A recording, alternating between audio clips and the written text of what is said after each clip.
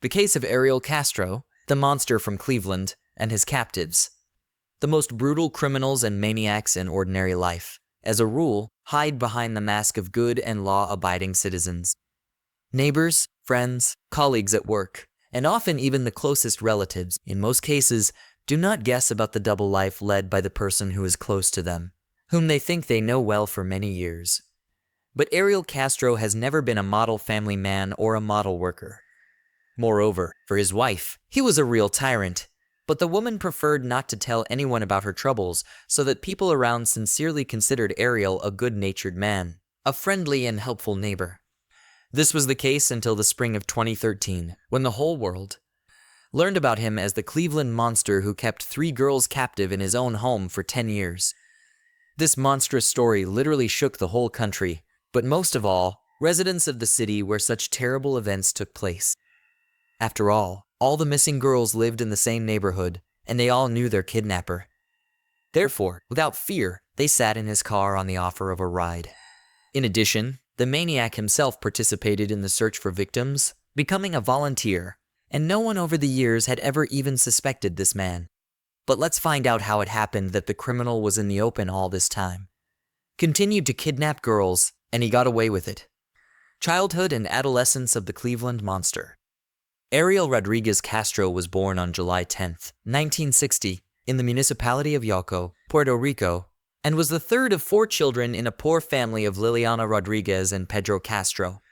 He grew up with 2 siblings, O'Neill and Pedro, and a sister, Benita. The family was barely making ends meet, and the spouses were constantly fighting. Before Ariel went to school, his parents divorced, and all the children were left in the care of his mother, who now had literally nothing to feed them. Out of desperation, the woman and her children decided to move to the United States and settled in southeastern Pennsylvania in the city of Reading. However, they soon moved to the neighboring state of Ohio, finally settling in the city of Cleveland, which at that time welcomed migrants from Latin American countries. Soon Pedro Castro also moved to Cleveland along with his new wife and their joint children. They settled nearby, and the children from the first marriage could freely communicate with their father, which Liliana never forbade them. However, the parent willingly contacted the older heirs, but never helped them financially. Liliana also later married, so Ariel soon had 4 more siblings. The boy attended the local Lincoln West High School in Cleveland, from which he graduated in 1978. He also studied music and regularly attended church with his mother, brothers, and sisters, being a model Christian. A domestic tyrant while still in his teens, Ariel met a young girl named Grimilda Figueroa. Her family lived across the street from Castro's house. Why? All people went together to the same school. They quickly found a common language, became friends, and later, between them, began a romantic relationship. For a long time, lovers continued to live in the homes of their parents because they simply did not have the money to rent their own place. Only in the early 90s, having saved enough money, the couple moved into a house on Seymour Avenue in the southwest part of Cleveland. This 2-story building with an area of 130 square meters was erected back in 1890 and several times subsequently subjected to reconstruction. Inside were 4 bedrooms, a dining room, 1 bathroom, and a large, unfinished basement with a large area. According to the recollections of Gilda's sister, Alida Caballel, the woman complained to her that after moving into the new house, her life became a nightmare. Ariel began to regularly raise his hand on his beloved, humiliate her morally and physically. Figueroa naively believed that after the wedding and the birth of common children, the situation would change. But as time went on, it became worse and worse. The woman tried not to complain to anyone about the horror that was going on in her house, hid bruises and abrasions under her clothes, and those that could not be hidden rode off to her own clumsiness. However, in 1993, Ariel so brutally beat his wife that she needed medical attention. Grimilda was diagnosed with fractured ribs, nose, and both arms, received as a result of a fall from the stairs after she was pushed by her husband. However, she adamantly refused to file a police report. The case was hushed up, and the unfortunate victim, after receiving medical attention, went back to her domestic tyrant. For a while, Ariel was quiet, fearing that another appearance of his wife in the hospital would not pass without a trace, and for himself, as the police are clearly interested in him. But later, realizing that he was getting away with it, the man repeatedly beat his wife and the mother of his children. In the mid-1990s, he inflicted a serious head injury on the woman, which led to the formation of a blood clot and an inoperable tumor. This time, Ariel was still arrested, but just a day later he was released as Figueroa again did not bring any charges and even asked to release her husband from custody. Toward the end of the 1990s, however, the woman, tired of constant beatings and living in fear, finally decided to file for divorce, took the children, and moved out of the tyrant spouse. She secured custody of all 4 of their joint heirs, Arlene, Antonio, Angie, and Amelia. But the woman's nightmare didn't end there. Her ex-husband began to pursue her, blackmailing and threatening her to return to him. Realizing that she couldn't handle it on her own, Grimilda finally decided to go to court to get her ex-husband a restraining order against her and the children. Such restraining orders were issued 3 times, but each time they were revoked several months later. Grimilda passed away in late April 2012 after a serious illness and complications related to an inoperable brain tumor resulting from beatings and head trauma. By then, her and Ariel's children were old enough, did not need guardianship, and were living their own lives. Remarkably, the heirs maintained a warm relationship with their father, no matter what. Strange but not dangerous. Now let's go back a little bit to the early 2000s. At the time, Ariel was living alone in a 2-story house on Seymour Avenue. He worked as a school bus driver and also had a passion for playing the guitar and even performed at city festivals in Latin ensembles. He was known as a good-natured man and always ready to help others. Neighbors spoke of him exceptionally well, noting his hospitality and cheerful disposition. Nevertheless, there were some oddities in Castro's behavior to which, however, no one paid attention. For example, he was prosecuted several times for traffic violations.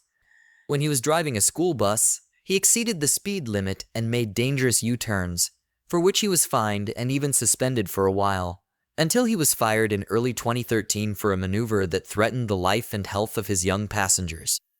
In addition, Ariel periodically changed the musical groups in which he performed because he was kicked out for being late, disrupting rehearsals and concerts. Also, after his separation from his wife, he never invited anyone to his house, although he regularly invited neighbors to barbecues in his backyard. His strangeness did not cause much concern to others. Castro was considered a crank, but hardly anyone could have guessed how dangerous this smiling man with a kindly face was. The first victim was Michelle Knight. It is difficult to say how long Ariel had been hatching a plan in his head to kidnap and then imprison the girl, but on August 23, 2002, he decided to do it. His first victim was 21-year-old Michelle Knight. The girl was born in 1981 on April 23 in Cleveland. She was a troubled teenager, often ran away from home, and had a record with the police. Michelle became a mother early, but lost custody of her own son, who was temporarily placed in a shelter.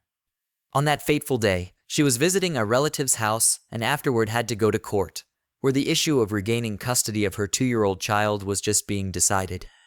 As Knight was walking down the street, Ariel drove up to her and offered the girl a ride. Unfortunately, Michelle knew the school bus driver who lived across the street from her, so without suspecting anything wrong, she got into his car. On the way, he told her that he had adopted puppies at home and offered to take a look at them and help him find homes for the babies. The girl agreed, but as soon as she stepped over the threshold of Castro's house, the good-natured man instantly turned into a real beast. The owner of the house severely beat and took advantage of the girl several times, after which he tied her up and put her in the basement on a chain. For the next few days, he starved his captive and did not even give her water, while regularly beating and taking advantage of her. She was unable to even get up and begged her tormentor to let her go, promising not to tell anyone about it. When Michelle's mother reported her daughter missing to the police, no one rushed to look for her. Years later, after the terrible truth had come to light, police officers admitted that the case was not a priority and that limited resources had been allocated to the investigation. Firstly, Knight was an adult. Secondly, she had previously repeatedly left home. Thirdly, she had problems with the law. Well, and most importantly, all considered that the negligent mother tried to avoid in this way unpleasant court proceedings relating to the custody of her son. For many years, Michelle's relatives tried to find the girl by their own efforts, involving neighbors, friends, and all concerned. At one point, Ariel also helped to post flyers around the city with photos of the missing girl, who all this time was a prisoner in the basement of his house. The second victim was Amanda Berry. Soon Castro was finally convinced that he remained beyond suspicion, and in the spring of the following year, 2003, he decided on another kidnapping. His victim was young Amanda Berry, a native of Cleveland, who lived near the criminal. It is noteworthy that the girl was born on April 22, 1986, and was just about to celebrate her 17th birthday. But on April 21, 23, she mysteriously disappeared. The girl was working as a waitress in a local restaurant, and that day, after her shift, she called home, telling her sister that she would be there soon. But neither that evening nor in the days, months, years that followed, Amanda never showed up. When Berry left the restaurant and headed for the bus stop, Ariel drove up to her with a harmless offer of a ride home. Since the girl had been in the same class as the man's son for several years and knew him well, she gladly accepted. On the way, he lied to Berry about needing help and tricked her into his house.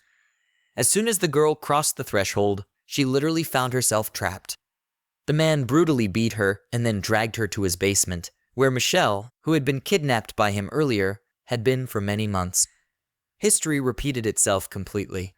Amanda was also beaten and starved for several days until she had no strength left to resist.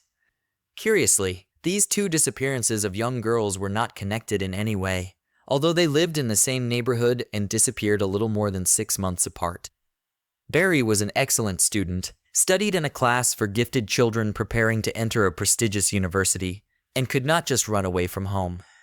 Moreover, soon some unknown man called from the phone of the missing woman, said that they ran away together and planned to get married, and asked not to look for the girl. This time, a large-scale search was organized, and Amanda was among the most wanted teenagers in America. Stories about her disappearance were in the news. The girl's parents were guests in the studios of the most popular shows in the country, the Oprah Winfrey Show as well as the Montel Williams Show, where they shared their story and appealed to anyone who knows anything about the whereabouts of their daughter, asking them to inform them immediately. On the air of one of these shows, invited a famous psychic named Sylvia Brown, who after looking at a photo of Amanda, said that the girl has long been dead and her body rests in the water.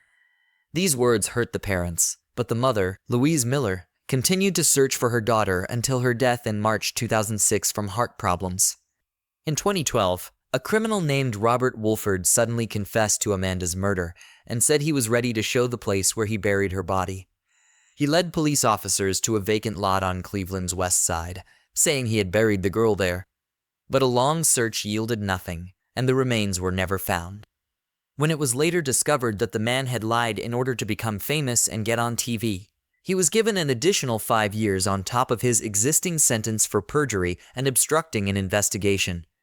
The third victim is Gina DeJesus. Ariel had twice succeeded in fooling everyone by staying in the thick of things but out of suspicion. So, in April 2004, he plotted another kidnapping.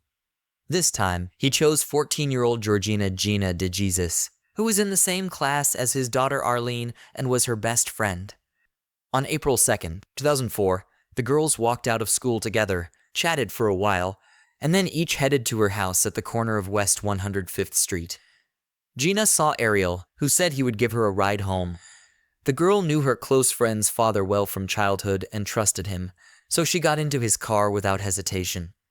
Despite the fact that it was daytime outside, there were no witnesses to the kidnapping, as if the street was at that moment deserted. In addition, when it became clear that the girl was missing, there was no Amber Alert, which angered and saddened the parents of the schoolgirl. The story about Gina's disappearance was shown on the Fox TV program America's Most Wanted, which was then repeated twice in 2005 and 2006. This time, the disappearance was linked to the kidnapping of Amanda, which occurred a year earlier and also in April. But Castro still remained above suspicion. In addition, the kidnapper even became a volunteer and was directly involved in the search for the missing girls. As for DeJesus, the kidnapper did the same thing to her as he had done to his 2 previous victims, who were now held captive in his home. Notably, the kidnapping was suspected to be the work of a middle-aged Hispanic man who was glimpsed by a passerby. A sketch was even drawn up that looked very much like Castro, but the perpetrator himself was never listed as a suspect. For 10 years of captivity, the kidnapper regularly beat, used, and starved his victims, trying to break them morally. He also severely punished the girls for any disobedience, especially attempts to escape or make themselves known to others. This was done in order to prevent them from even thinking of running away. Michelle, the first victim and the eldest of the captives, was the one who suffered the most. Ariel did not spare her and sometimes organized demonstrative floggings to intimidate the other girls and make them obey without question. However, after several years of living in a dark and damp basement, the man transferred them to a room on the second floor which overlooked the courtyard. According to Knight's recollection, she had been pregnant by her tormentor at least 5 times during her years of confinement. However, each time it became obvious, Ariel terminated the pregnancy in the most brutal way. He starved the girl and kicked her in the stomach until she miscarried. After one of these tortures, she almost died due to severe bleeding. But even then, the kidnapper remained indifferent and did not allow them to call an ambulance. The girls were allowed to take a shower not more than once a week, and that is a reward for good behavior. Instead of a toilet, they had a garden bucket which Castro very rarely and reluctantly took out. The criminal fed the captives no more than once a day, but continued to beat and use them regularly. One day he gave the girls a puppy, but a week later he brutally killed the dog in front of them as punishment for Michelle's disobedience. Gina, during the years of confinement, has never been pregnant, but Amanda in 26 realized that she was expecting a child and with horror imagined how Ariel would beat her to provoke a miscarriage. This time, however, the man was even happy about it, allowed her to carry the baby, and he himself bought an inflatable pool specifically for childbirth. In December 2006, Amanda gave birth to a daughter who was named Jocelyn. The child was born weak but still survived. The appearance of the baby brought the girls closer together, and they were a little abstracted from the situation they were in. In addition, Castro softened considerably after the birth of his daughter and began to pamper the captives with small gifts. Sometimes he allowed them to go out with the child for walks in the courtyard, but always under his strict supervision. As Jocelyn grew older, Ariel even sometimes took her to visit her mother, to whom he told her that she was his daughter born out of wedlock. The girl developed appropriately for her age. She spoke well, and her mother taught her to read, write, and count. Outwardly, the child looked healthy, well-fed, and well-groomed. The long-awaited release. Despite being held captive for many years under the relentless control of their tormentor, the girls never gave up hope of being free again. From time to time, the victims attempted to escape, but each time they paid for it cruelly. Ariel believed that he could anticipate their every move. However, on May 6, 2013, the kidnapper finally made a fatal mistake that allowed his captives to make themselves known. On that day, the man left the house and forgot to lock one of the interior doors. So Amanda was able to leave the room and go to the window overlooking the street when she saw a neighbor passing by the house. She started banging and screaming at the window. The man heard the noise but did not immediately realize what the girl wanted. However, her behavior seemed strange to him, and he stopped, assuming that someone needed help. Soon, another neighbor came to the scream and decided to call the emergency services. While the police were on their way, the men joined forces, broke the lock on the front door, and helped the girl and the little girl get out. To the arriving law enforcement officers, the captive woman told them her name was Amanda Berry and she had been kidnapped 10 years ago. She also said that there were 2 other girls in the house in other rooms that Ariel had also kidnapped a year earlier and a year later. All 3 captives were released and taken to the hospital the same day. The health of Amanda, her little daughter, and Gina was not a cause for concern, but Michelle was badly crippled physically and mentally from the constant beatings. The girl went deaf in one ear and could see almost nothing with her left eye. She had a lot of incorrectly healed broken bones, and Knight needed plastic surgery to restore her disfigured appearance. In addition, after suffering abuse and induced abortions, she was no longer able to have children. Arrest, investigation, and trial. Castro was arrested in a McDonald's parking lot an hour after police received a report that 3 missing girls and a child had been found in his home. The perpetrators' siblings, O'Neill and Pedro, were also taken into custody due to suspected complicity, as they were frequent visitors to Ariel's home. However, the men were soon released because they had nothing to do with the case, as confirmed by the captives themselves.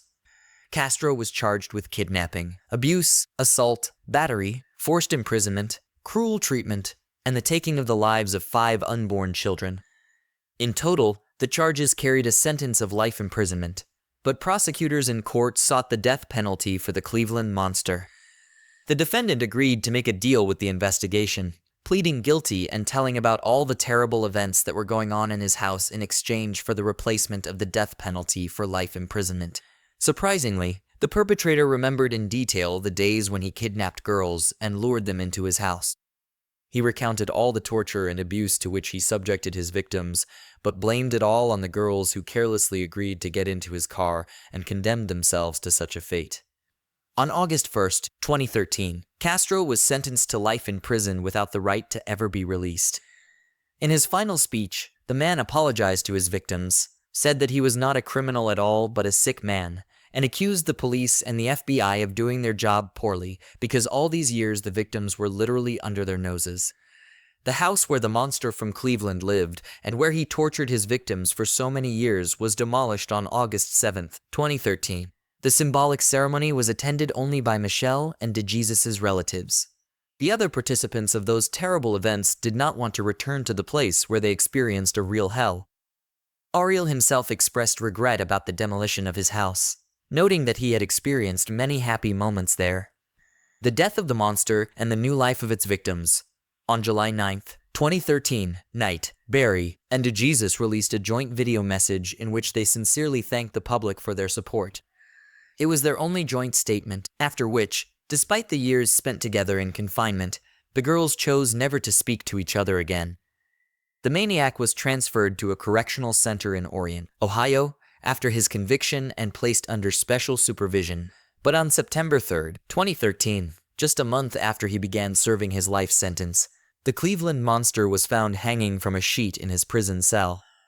All attempts to revive him were unsuccessful. He was 53 years old at the time of his death. Michelle Knight, after her release, preferred to change her name and place of residence. She did not give interviews, but a few years later published a book in which she recounted all the horrors she had experienced in the Castro home. Her child was adopted after his mother disappeared.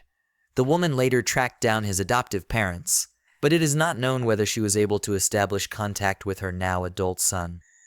Barry and DeJesus received diplomas from John Marshall High School in 2015 because they never had time to graduate.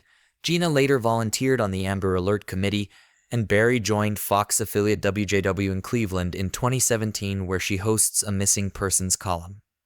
Castro family members disowned Ariel, condemned his actions, and apologized to his victims and their families.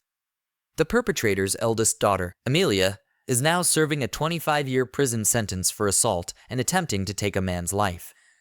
His youngest daughter, Arlene, apologized to former best friend Gina for the way her father treated her. And Castro's son Antonio said he had been to his father's house and saw that some rooms were locked and inaccessible. But his parent explained it was because he was saving money on heating. In 2018, Michelle published a book titled Life After Darkness, Finding Healing and Happiness After the Cleveland Kidnappings. DeJesus also wrote a book of memoirs titled Hope, a memoir of survival in Cleveland. There have also been numerous documentary projects and 2 feature films about those horrific events. Prisoners of Cleveland, which was released in 2015, and Kidnapped in Cleveland, which was released in 2021.